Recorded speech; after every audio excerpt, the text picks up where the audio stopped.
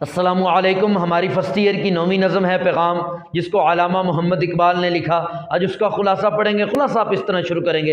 اس نظم میں علامہ محمد اقبال مسلمانوں کو ان کی صلاحیتوں سے آگاہ کرتے ہیں۔ وہ کہتے ہیں مسلمان تو کیوں دوسروں کا محتاج ہو گیا؟ تجھے قدرت نے ہر چیز سے نوازا تھا، تو ہی دانہ ہے، تو ہی کھیتی ہے، تو ہی بارش ہے اور تو ہی پھل ہے۔ تو کس چیز کی تلاش میں آوارہ پھر رہا ہے؟ حالانکہ رستہ بھی تو ہی ہے، مسافر بھی تو ہی ہے، رہبر بھی تو ہی ہے اور منزل بھی تو ہی ہے۔ تیرا دل طوفانوں سے کیوں گھبراتا ہے؟